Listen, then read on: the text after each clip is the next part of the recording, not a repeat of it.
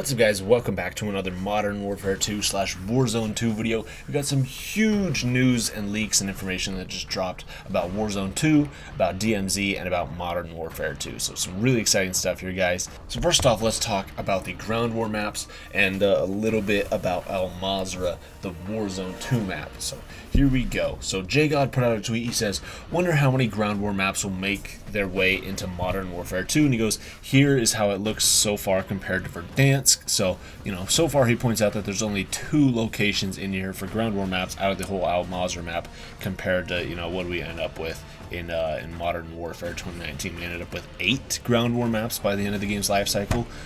So far 2 versus 8, and now some of those were added in season. Those weren't all available right away when the game launched.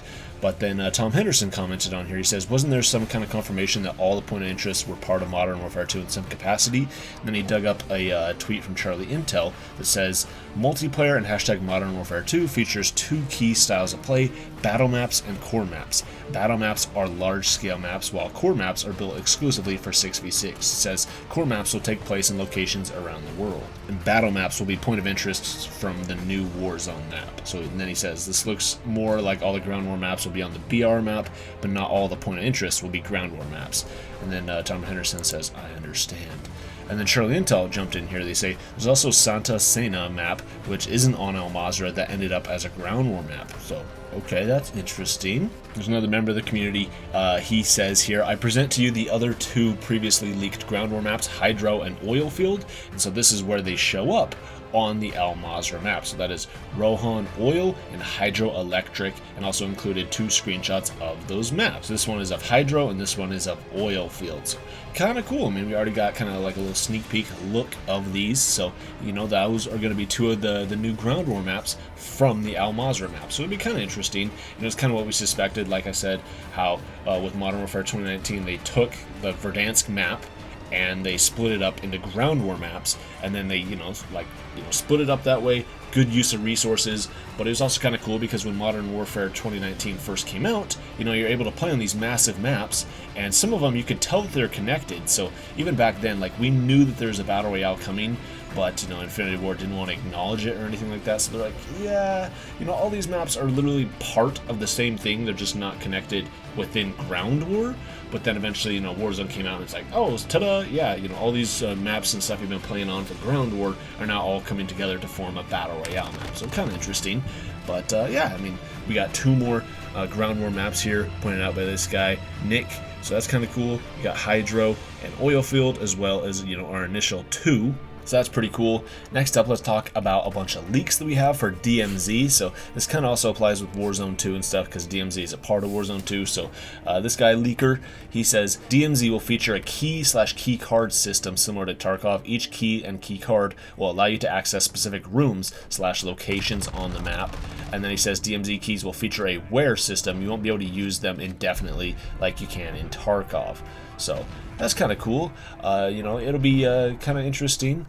Good way to get specific loot on the map. You can access specific locations and get cool loot and stuff in these rooms or whatever. But, you can't just go around and literally open up all of the rooms on the entire map until you get, your ideal loadout. But instead, you can only use it so many times. So, you can kind of pick and choose which locations you want to open and access. So that's kind of interesting. Here we have a challenge. It's kind of interesting. He leaked this. He says, "Name to the moon. Description: to solve world hunger, we need you to fly a rocket to the moon and bring back as much cheese as you can. Location: F6. Objectives: gather scrap, salvage fuel, learn rocket science, and build the rocket." So what the freak? That was an interesting challenge right there, or whatever. But kind of cool. Next up, we've got some DMZ info drop courtesy of Ghost of Hope. He says we have contracts, safe, elimination, and hostage are 3 of the contracts we have within DMZ. He says you have the ability to interact with buy stations, UAV towers, surface-to-air missile sites, gas stations, intel, and then he says there's also 3 types of strongholds. You have a super stronghold, which is tier 3, a hero stronghold at tier 2, and a basic stronghold at tier 1. So obviously tier 1 is the weakest, tier 3 is the strongest on that one. And then he says surface to air missile sites are referenced in this. Ooh, so yeah, kind of interesting. but it could be kind of cool. I mean, a bunch of stuff. It seems like DMZ, dude, like they're really going all out with DMZ. I'm almost more interested in DMZ at this point than Warzone 2, just because it's kind of a new thing, and it seems like there's a lot of work being put into this, but not a lot is being said. So I'm kind of, you know, assuming this is going to be Infinity Ward's kind of like little pet project is DMZ. They're putting a lot of attention and focus into this, whereas, you know, Warzone 2, I mean, they know Warzone 2 is going to do well, but they're really kind of, it seems like they're internally really focused on DMZ, and like I said, this is like their passion project, essentially, because, I mean, it definitely seems that way with the amount of effort being put into this. But then we got a whole bunch of DMZ challenges that were leaked. This was on a paste bin, so they literally just went through, found tons of game code for DMZ, and then literally just copied all the text files here and pasted it here. So I'm going to show you guys the screenshots of this. You know, Activision can't take this down because I'm not showing actual in-game code from the game. Instead, I'm showing code but in a different format, so it's, you know, no different than it being in a tweet, I guess. So yeah, I'm not necessarily leaking anything that way, you know, none of it should be protected, but, you know, we got some interesting stuff here. We got like gun runner, anti-air, one big score, bunch of cool stuff in here. I'm not going to read through all this stuff. If you guys want, you guys can pause the video and you guys can and check this out yourself. You're also free to pause the video. If you have an iPhone, you can take a screenshot, and you can go on the screenshot. You can literally copy all this text on here and add it into like a giant note or something if somebody wanted to compile this stuff into one big text format as well. I just screenshotted all this stuff because Activision sometimes takes down these paste bin posts about, especially for stuff like this, where stuff is like from the game files and ends up getting leaked, is they're not too kindly about that. We also have some DMZ/Warzone strings. We got DMZ Black Mouse Intel, we got White Lotus Intel, Crown, bunch of stuff, strongholds open, locked. We got all the keys and stuff in here. We got a cell phone shop key, cliff room key, airport conference room key, tons of stuff in here. Like, this seriously gives us a lot of information about all this stuff. We got a bunch of items in here. We've got aspirin, a bottle of aspirin with a faded label. It's completely empty. Item has no value. Broken glasses. Heart locket. It has something illegible written in it. It seems oddly familiar. Item has no valuable. Ooh, that's kind of interesting.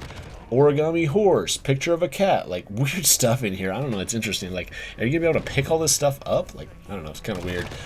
Interesting they have a description for like all these items. And then we have DMZ/Warzone, use this key to escape the gulag. Gulag escape key. Infiltration, mobile armory online 4, activating mobile armory in, mobile armory offline. Like, what the freak? Tons of stuff in here, guys. Seriously, go through and pause all this stuff. Really interesting. It says game modes, DMZ, COD experimental mode for IW9. Like, what the freak? We got operators in here. SAS Bravo 1, 2, 3, and 4. Here we go. Here's all the operators and stuff that we posted about yesterday. You know, kind of cool. And here we go. We got the multiplayer maps and stuff here. We got MP_agent perf dev only.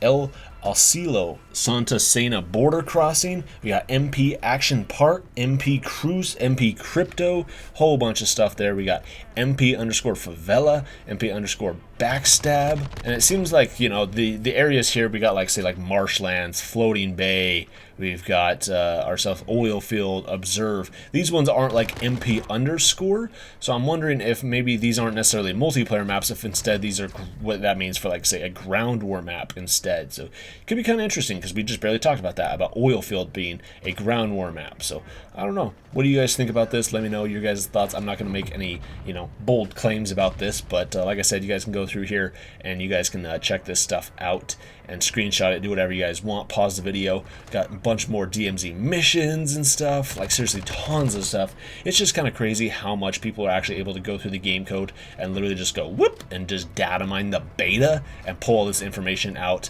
It's really nuts.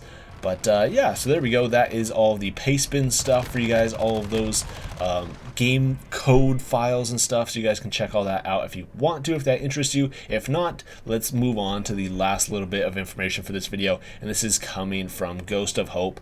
Really interesting and kind of controversial, so this is what I want to talk about mostly in this video, and I want your guys' opinion on this. Here we go. He says, big news for Resurgence mains. Rebirth Island and Fortune's Keep will be removed from current Warzone following the release of Warzone 2.0. And then he says, this isn't a joke, they're actually being removed. Wouldn't make this tweet if I was trolling.